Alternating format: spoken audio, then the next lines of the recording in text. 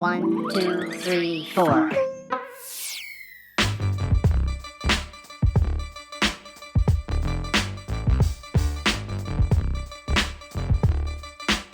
Let's start this tutorial on this van. So this van was made in Illustrator, so I have different layers. The first is the body of my car. Then I've got the two baskets at the back. And finally, I've got a wheel that I'm going to duplicate. So these elements are now in this composition. This composition is fairly standard. It's 1920 by 1080 at 30 frames per second, and here it's 10 seconds long. So we're going to look at how to rig this vehicle in Newton to make the animation you saw earlier. There's nothing very complex about it. I'm going to send my elements to Newton. All I have to do is go to Composition, Newton. I'll end up with this. Newton doesn't have the necessary elements to display the wheels. We need to put masks on these layers. So here I've selected my rear tire and I'm going to double click on the ellipse tool and it's going to create a mask. I'm going to change the color so you can see it.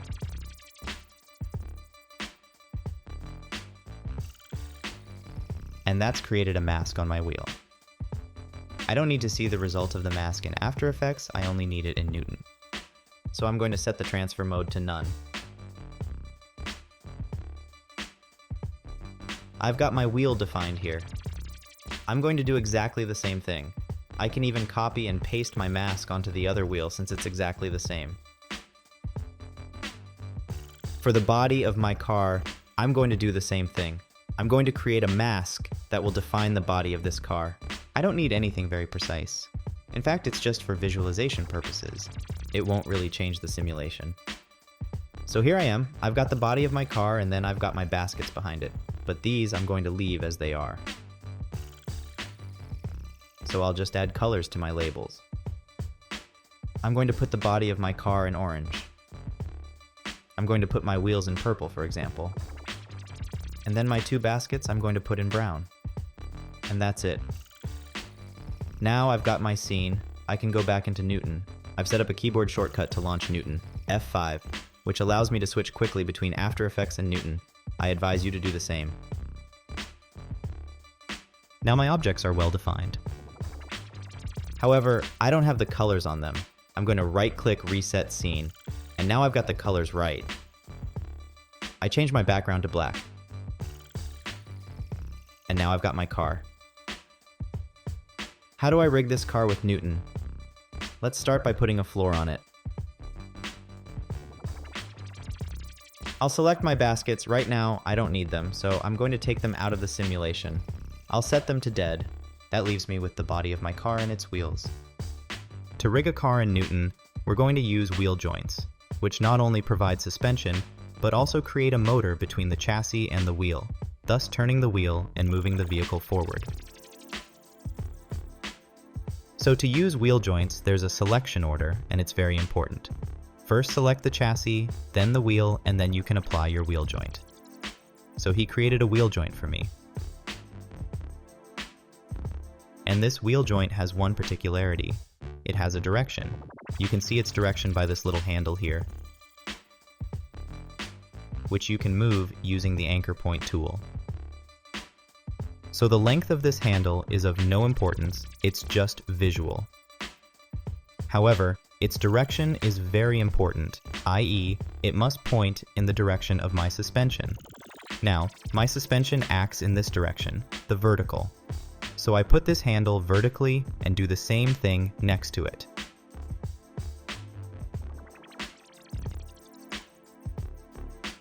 And that's it. It's not bad, but you're going to say it doesn't work. Well, if it does work, it's just that if I select my joints in suspension, I get 0. But if I set a suspension to 10, for example, it works. I'm going to change a few things immediately. The first is my gravity, because you can see that my vehicle is falling very slowly. It's falling very slowly because it looks like it's, 50 meters high when it's really only 2, so I'm going to increase my gravity. I'm going to put it at 40. There, now I've got something more realistic. Even 30 would be enough. That's it. And I'm going to increase my solver's substeps. I'll put in 10.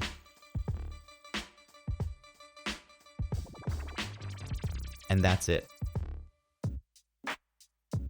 So what does that give me? Well, you can already see that my vehicle has a lot of bounce. The suspensions are very stiff. I'd like something a bit softer, so I'm going to put 5.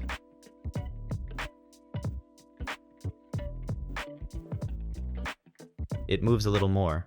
And the thing you can also see in my animation for the moment, it never stops moving. So now we're going to increase the damping value. If I set it to 1, what does that give? That's it, it's very stopped. It's even too much. So I'm going to reduce the damping. I'll set it to 0.3, which doesn't sound too bad. Okay, I've got my vehicle rigged. It's not moving, but we'll take care of that right away. So to make it move forward, well, in our joint properties, we have 3 options.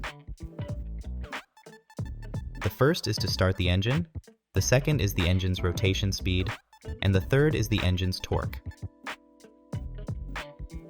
So I'm going to decide that the propulsion will be done by the rear wheel, or I could put it in the front. I could also put it on both wheels. But in this example, I'm only going to use the rear wheel. All I have to do is engage the motor. And then I'll enter a rotation speed. For example, I'm going to set 10 for rotation speed and 10 for torque, and we'll see what happens. It works, it advances slowly, and then gradually accelerates. We can increase the torque. I'll set it to 300, and it'll go straight away.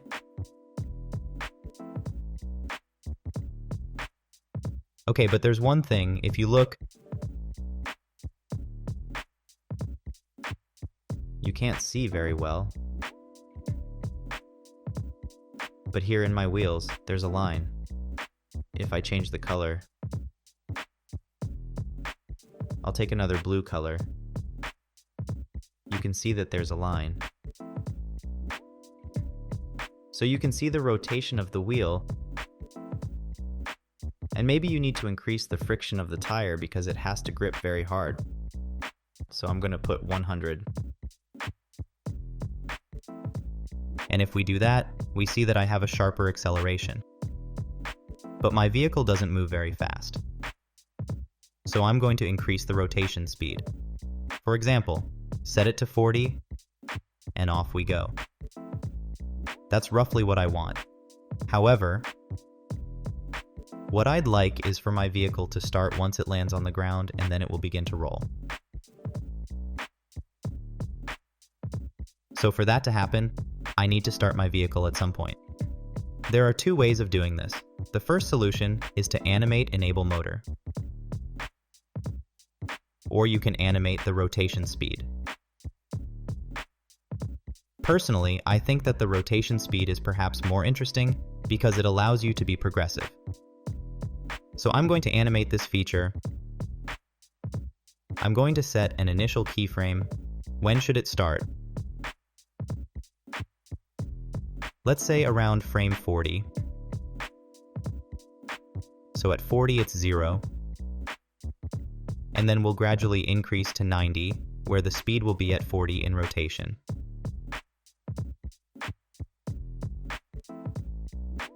And I will also add an ease out. So here you see my curve is very gradual. Let's see how it goes. So here it's not running, and here it's starting up. And then it gradually accelerates.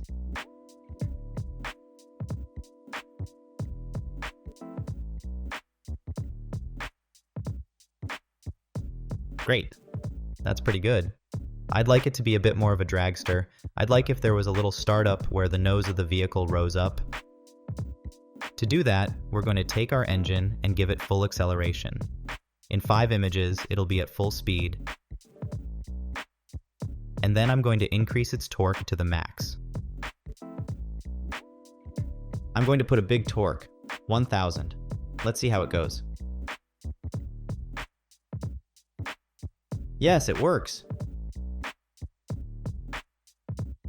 What I'd like to do too is put it a little more on the back, a little deeper. Maybe it's dragging a bit too much on the ground. Maybe we can also reduce the damping to make it a little softer. Oh, it works.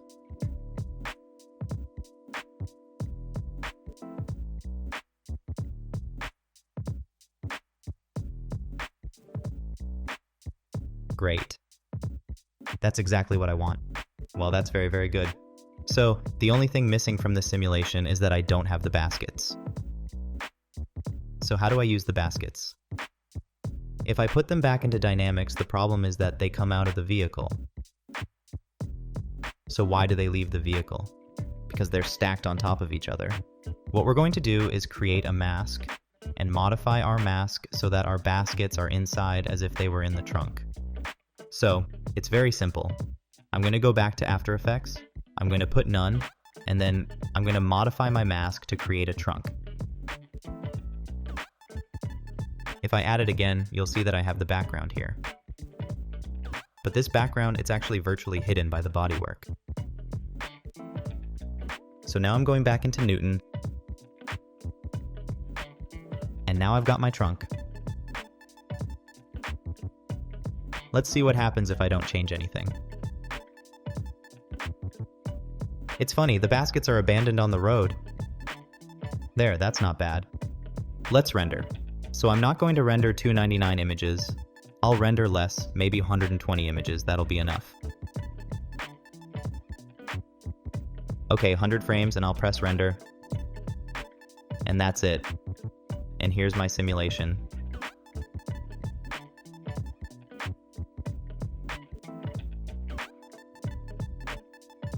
But I need to be able to track my vehicle a bit more. So I'm going to put it in a new composition, and then I'll add some animation points. So here he falls, and then from there it moves. And it goes that way, so now I'll have to move forward. Don't forget to click on the little sun. And this way I can get my car back.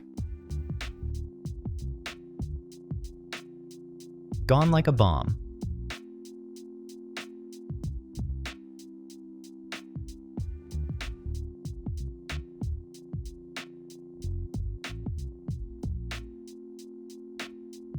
You can also see that my wheels are sticking out. It's going to be quick to fix them. I'm going to create a solid. I'll put it at this position. I'll link it to the body. And then I'll take my wheels and apply a track matte. I reverse it, and now that's it.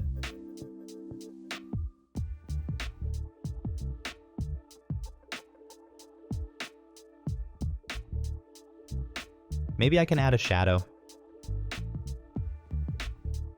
I'll make an ellipse. I'll link its position to the body of my car. But only in X, and in Y, this will be its value here. And here you can see that I've got my shadow. It only follows this layer here on the X-axis. I can find it here. Maybe I'll change its color, use something lighter. So much for the first part of Car Rig with Newton. 1, 2, 3, 4. Well, in this first part, I've created my rig, started my car, and that's it. But you can go further, and that's what we're going to do right now. So my aim here is to get my car started, but also to get it to stop. And then we're going to back it up. And the last thing is, I'd like these baskets to be emptied of objects. So we're going to relaunch Newton. I've got this simulation. This is what I had when I did my rendering earlier. What I'd like to do is launch my car as if a hand had thrown it into the air and it had landed. So we're going to apply a force to all the objects using the velocity tool. So I'm going to take my objects, and when I pull it like this, you can see their trajectories. This is the basic trajectory, so it doesn't take into account bounces or other objects. So if I do this, it'll go something like this. Interesting. I'm going to move my vehicle a bit and make it start a little lower. A little more bell, it might be a little high.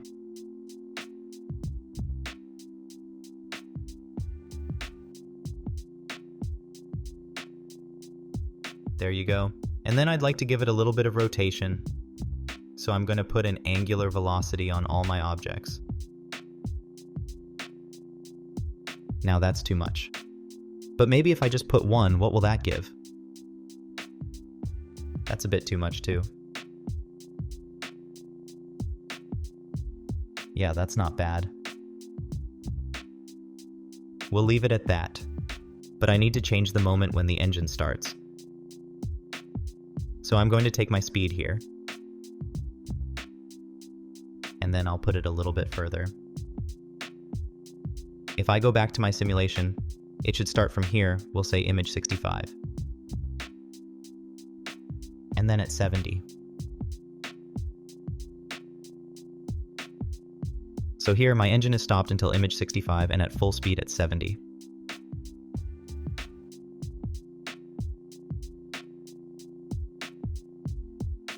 Yeah, right.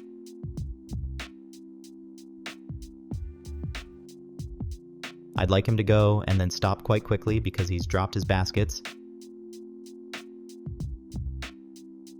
So maybe he'll go, and then he'd have to stop a bit first. Here. So at image 95. So I'm going to show you something. We could cut the motor here, but if I cut the motor, it's like it's coasting. On the other hand, if I modify the speed, it will really force the wheel to stop. So that's what we're going to do now. At frame 95, the speed is 0, and we're going to say that he's going to brake suddenly, so we'll put him in hold. So I have constant speed acceleration and a sudden stop. We need to go a little further.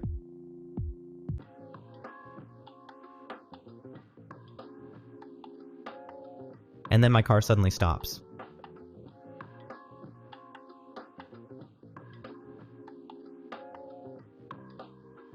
Cool. I could back it up too. So we'll put in a little more frames. And to make it move backwards, all you have to do is set a negative rotation value in motor speed.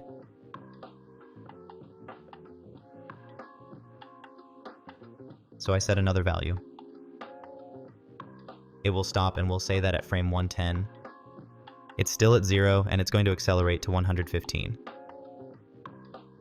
We're going to set it to negative 20. What's it going to be? She stops and then steps back. And then we'll make it stop again. So that would be around frame 200.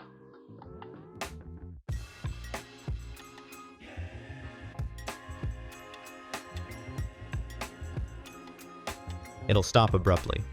He's a bit of a reckless driver. So it moves forward. Hop, it stops, and it moves back.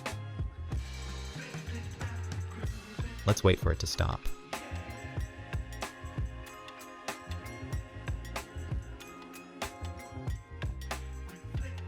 We'll do 180.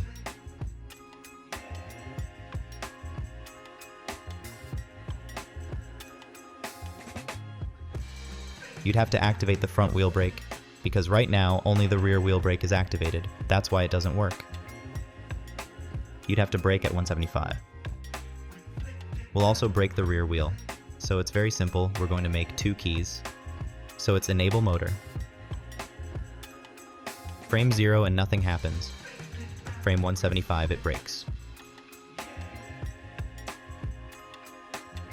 In fact, it brakes. In other words, my motor is engaged, but the speed is at 0. I'm going to give it a lot of torque.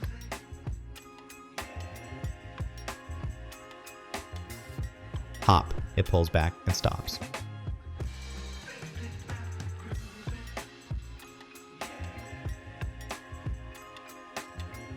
I think the front wheel doesn't have enough friction. It's definitely going to brake a lot more. We'll add a little more frames.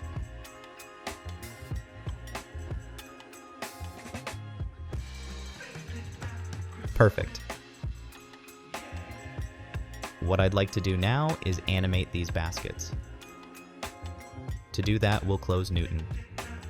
I'll take my baskets here, create shape from vector layers. And now I still have my baskets, they're in shape layers. And you can see that they're baskets. And then inside there are ellipses that simulate merchandise. So when my baskets fall, they'd have to spill out onto the floor. So how do I do it? Now that I've got these objects, I'm going to run Newton again. And he'll ask me if I want to separate the items in my baskets. So I'm going to separate them. And now in Newton, I still have my simulation except that my baskets are separate.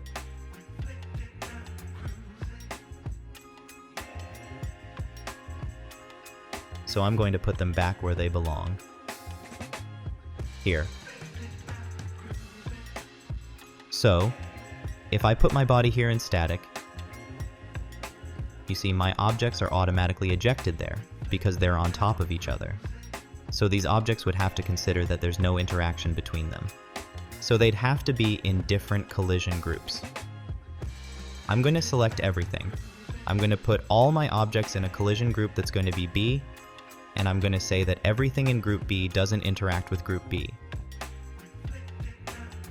And now if I click on play, you'll see that they no longer have any links with each other. On the other hand, they do have links with the other groups. For example, the body of my car, which is group A. And that's exactly what I'm trying to do. I'm going to put my car body back into dynamics, and if I run my simulation, we see that everything explodes. So to remedy this, what we're going to do is take the contents of the baskets and the basket, and we're going to link them all together with weld joints. And now what's going on? I've got my baskets back just as I had them before. As if they were a single object, everything comes to life at once. What I'm going to do is give them the same animation as my other objects. So I'm going to do a copy body settings, and I'll do a paste body settings. Then I have to put the collision groups back. So what I want is that when my objects hit the ground, they are emptied of their content. So let's take my first basket with the yellow objects as an example. We'll say that when it lands on this image, all the objects separate. So to do this, I'm going to select all my weld joints that are there. I'll animate whether it's active or inactive.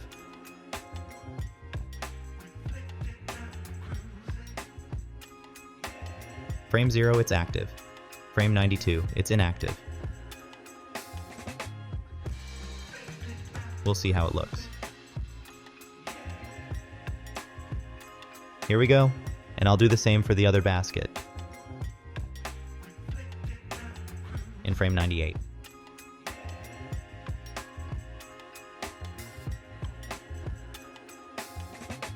And there I have my complete simulation.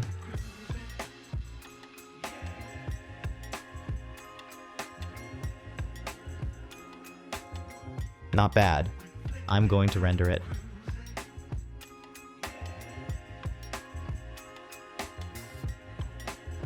And then I can place this simulation directly in place of the old one.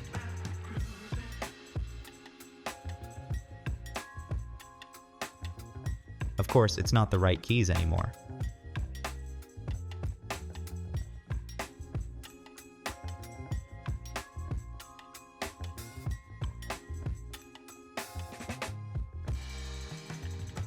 That's it for this animation, which we've improved a lot, with lots of little details and different techniques. Start an engine, rig the wheels, move forward, backward, brake.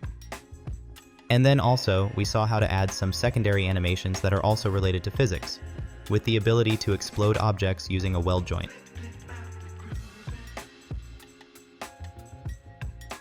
I hope you've enjoyed this, and I'll see you soon